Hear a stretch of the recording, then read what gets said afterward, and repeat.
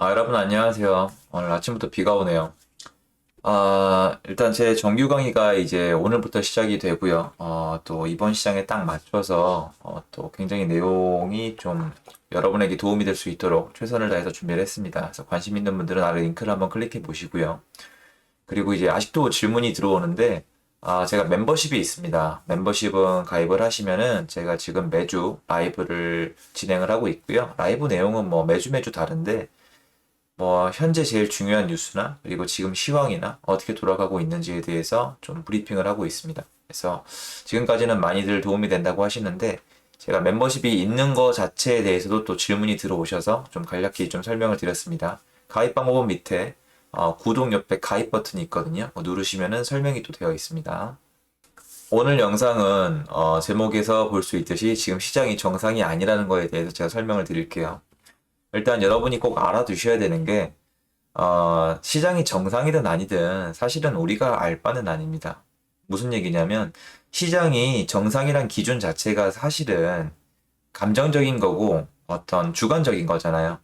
시장이 정상이 아니라고 얘기하는 거는 제 감정이고 제 주관이에요, 여러분. 저도 인간이기 때문에 그 어떠한 유튜버나 그 어떠한 방송인의 얘기도 완벽할 수 없고 정답이 아닙니다. 어차피 내 주머니 속에 있는 돈이에요. 내 돈이고 내 결정이고 내 수익이고 내 손해이기 때문에 내가 판단을 최종적으로 해야 되기 때문에 그 판단을 맡길 수 있는 마인드를 남한테 허락하시면 안 됩니다. 머리, 지식만 얻어가세요. 유튜브잖아요. 자, 그런데 지금 시장이 왜 정상이 아니라고 얘기하고 있냐면 일단 이런 기사에서 큰 힌트를 얻으셔야 됩니다. 지금 보시면 매물 풍기예요. 보시면은 계속 갈수록 거래량이 감소하고 있고 올해 2월달, 3월달, 4월달에 거래가 정말 없었어요. 근데 문제는 뭐냐면 제가 작년 하반기랑 올해 상반기에 가격이 많이 올랐기 때문에 좀 조정이 있어야 될 거라고 말씀을 드렸고 조정이 있어야 될 거라고 얘기했지만 제 생각과는 달리 별 조정이 없다는 얘기를 꼭 드렸었거든요. 원래 여러분 이렇게 거래가 없잖아요. 거래가 절벽이면 가격은 떨어져요. 여태까지 부동산 시장은 그렇게 돌아왔습니다. 역사적으로. 여러분들은 상식적으로 이해가 되시죠? 왜냐면 항상 팔라는 사람은 존재해 왔거든요. 내 이 자산을 현금으로 바꾸고 싶어 하는 사람은 역사적으로 일정 수 이상으로 항상 유지가 되어 왔어요. 자꾸 돈으로 바꾸려 그러거든요.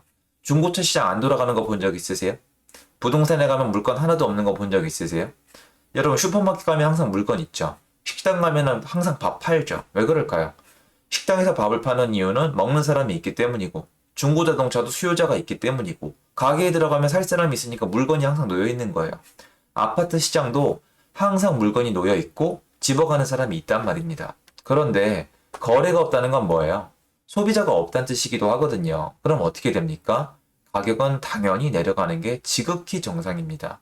제가 정상, 비정상을 따지는 건 자유 경쟁 시장에서 수요와 공급이 정상적인 범주 한도 내에서 제공되고 이 공급된다는 전제 조건 하에서 말씀을 드리는 거예요. 자, 그런데 거래 절벽인데 가격이 떨어지지 않고 올라가고 있다. 뭔 뜻일까요? 제 기준에서는 이미 시장이 정상 기능을 잃어가고 있다고 판단하는 게 맞습니다. 그리고 이거는 실제로 데이터를 확인하시면 사실로 드러나고 있습니다. 왜 이럴까요? 저는 크게 두 가지 이유를 꼽고 싶어요. 여러 가지가 있지만 크게 두 가지만 꼽겠습니다. 첫 번째로 많은 분들이 알고 있듯이 공급이 제대로 되지가 않습니다. 왜냐면 공급이란 게 뭘까요? 새로 지어주거나 예전에 미분양이 쌓여 있거나 아니면 구축 매물이 그러니까 집주인들이 집을 내놓는 거죠, 시장에. 내 집 팔 거야. 근데 문제는 뭐냐면 집주인들이 내놓기 싫은 게 아니라 양도세가 너무 비싸니까 안 내놔요. 그러니까 나올 수 있는 매물은 줄어들죠. 구축은 시장에 못 나오고 그리고 정비 사업을 옛날에 2011년도부터 이미 포기를 해왔기 때문에 서울에 신축 공급이 없고 그럼 수요는 어떻게 될까요? 수요도 많이 줄었을 거예요 아마. 왜냐면 대출도 안 나오고 좀 분위기가 안 좋잖아요. 그러니까 수요도 많이 줄었을 텐데 여기서 포인트가 하나 있습니다. 작년에 임대법이 바뀌면서 전세난이 일어났어요. 이거는 이제 세입자분들은 제 얘기를 다 공감을 해주실 거예요. 문제는 이 전세입자도 똑같은 수요입니다. 빈집이 있으면 내 거주만 해결하면 되기 때문에 월세로 살든 전세로 살든 집을 사서 매매로 살든 아무 상관이 없어요. 내가 몸이 들어가서 내 가족이 잘 살면 장땡입니다. 그런데 전세로 들어가서 살 집이 많이 줄었고 전세 가격이 많이 올랐고 월세 가격도 많이 올랐습니다. 하물며 절대적인 전세 매물량도 줄었습니다. 이분들이 어떻게 하고 있죠? 매매로 돌아서고 있습니다. 즉 다시 얘기해서 따져보면 주택에 대한 공급은 줄어들고 있고 앞으로도 늘어날 기미가 안 보이는데 주택에 대한 수요도 줄긴 줄었는데 전세 시장에서 매매 시장으로 주택의 수요가 넘어오고 있어요. 그러면 어쩌면 절대량을 지금 따질 수는 없지만 이건 아무도 못 맞춰요. 지금 여러분 이런 전세 시장은 처음이잖아요. 그러면 예전의 수요량을 유지하거나 예전보다 수요가 늘었을 수도 있습니다. 다만 여러 가지 여건을 봐야죠. PIR이나 아니면 주택 구입 부담 지수나 아니면 뭐 여러 가지 가계 부채나 여러 가지를 봐야 되는데 제가 봤을 때는 수요도 줄었어야 정상이에요. 왜냐면 일단 주택시장이 급등하면서 미래에 있는 수요를 땡겨다 썼고 그리고 지금 사고 싶어도 못 사면서 청약을 기다리는 수요도 있습니다. 하지만 문제는 뭐냐면 이 줄어든 수요량조차도 전세 시장에서 넘어온 수요가 메꿔주는 동시에 공급이 너무 많이 줄다 보니까 아직 수요가 공급보다 많아 보여요. 어떻게 아냐? 저희가 알 수는 없죠. 그런데 이게 아니라면 지금 거래 절벽에 가격이 상승하는 건 말이 안 되거든요. 그렇죠. 그러니까 전 가격으로 말을 하는 거예요. 저는 가격이 상승하면 공급보다 수요가 많다고 생각을 하고요. 가격이 떨어지면은 수요가 공급보다 적다고 생각을 합니다. 가격은 결과예요.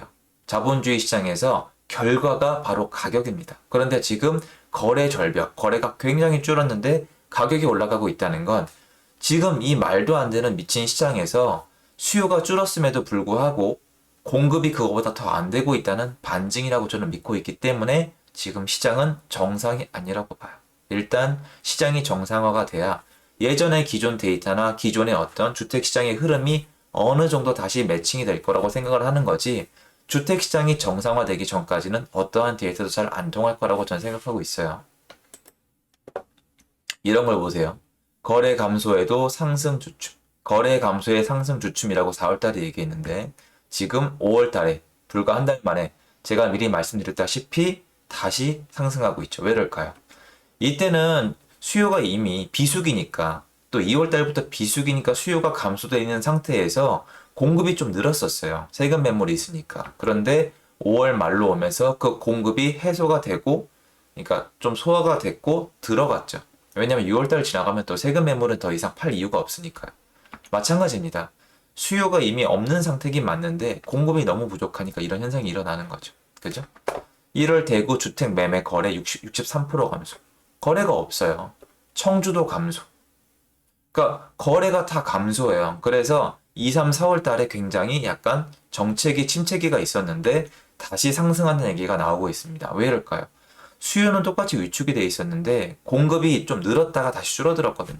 그러니까 수요와 공급만 따지시면 시장이 지금 어떻게 돌아가는지 어느 정도 윤곽은 나옵니다. 물론 좀 복합적인 요소가 요새는 많이 발생을 하죠. 보세요. 근데 거래는 없다면서도 청주 아파트 가격은 올랐대요. 그죠? 거래량은 이미 뚝 떨어지고 있대요. 근데 여러분, 보세요. 거래량이 떨어지고 있다는 기사를 보면 어떤 느낌이 드세요? 아, 폭락하는구나, 떨어지는구나 느낌이 들죠. 근데 어떻죠? 거래량이 떨어지는데도 가격이 올라가고 있죠. 즉, 예전에 있는 그 시선으로 지금 시장을 바라보면 제대로 안 보입니다. 예, 제가 이제 강의에서도 많이 다루는 내용이고, 이번 강의에서부터. 그리고 서울 아파트 6주 연속 강세, 전세 시장도 불안. 어떻게 된 겁니까? 여러분, 거래량이 아예 박살이 났다면서요. 근데 어떻게 올라가요? 그리고 거래량이 없다면서 전세 시장은 왜 또 불안해집니까? 서울 아파트 값 15주 만에 0.1%대 상승. 그죠? 상승세가 약해지고 있다는 뜻이긴 해요. 그런데 보세요. 거래가 절벽인데 상승 여력이 어떻게 남아 있습니까? 정리하자면 지금 시장은 정상이 아닙니다. 지금 시장은 정상이 아니에요. 수요와 공급만으로 가격이란 결론을 도출하기 어렵습니다. 왜? 공급량이 그 공급에 대한 절대량이 너무 부족해요. 과거에 이렇게까지 시중에 매물이 못 나오는 정책은 없었어요. 구축 매물이 양도세 때문에 나올 수가 없고요. 이미 증여를 하거나 기타 등등의 방법을 통했기 때문에 5년 동안 못 나오는 매물도 많고 임대사업자로 묶인 매물도 많고 양도세 때문에 팔 이유는 점점 더 없어지고요. 그런데 신규 공급은 앞으로 갈수록 그래프에 나와 있죠. 줄어들고 있습니다. 수요도 줄어들었겠죠. 하지만 전세 시장에서 넘어오는 수요가 새로 생겨났고 수요가 일정량, 항상 어쩔 수 없이 유지되는 수요는 기본 수요로 남아있기 때문에 주택시장이 이렇게 앞뒤가 맞지 않는 현상이 나타나고 있다고 생각을 해요. 거래량은 감소하는데 하락하는 게 아니라 주춤하는 정도에서 끝나거나 다시 상승으로 이어지고 있는 시장. 이게 지금 시장의 모습이기 때문에 지금 뭐 폭등 중이다, 오를 거라 이런 얘기를 하기 전에 이 말씀을 드리고 싶습니다. 지금 시장은 정상이 아니고 예전에 분석하던 데이터를 가지고 예전에 분석하던 부동산 시장에 대한 시선을 가지고 지금 시장에 대한 해석을 다 할 수 없을 것이다. 또한 전세 시장이 2020년도 하반기에 뒤집어졌기 때문에 그 전세 시장이 정착을 하고 있는 4년 동안의 기간이 끝나고 나서야 새로운 데이터가 정립이 될 것이다. 즉 2020, 2021, 2022, 2023년 동안의 시장은 어떤 특정 데이터가 정착하기에는 무리가 있을 가능성이 높다는 겁니다. 그래서 지금부터는 새로운 수요와 공급에 대한 판을 가지고 우리가 부동산 시장을 봐야 될 수도 있습니다. 그래서 여러분이 지금 답답한 거예요. 앞뒤가 맞지 않으니까. 누구 말이 맞는지를 모르겠는 거예요. 뭐 오른다, 내린다 이런 얘기가 있는데 지금 그런 결론을 내리기에는 시장이 너무 비정상적인 모습을 보이고 있다. 그러니까 답답해하는 건 당연한 거다. 그래서 각자의 의견이 다르겠지만 중요한 건 열심히 공부한 다음에 내가 결론을 도출하고 내가 결정할 수 있는 경제 활동을 하는 게 좋을 것이다라는 게 제 조언입니다. 영상 도움되었으면 좋겠고요. 도움되었으면 구독하기, 알림 설정, 좋아요 부탁드리겠습니다. 감사합니다. 좋은 하루 되십시오.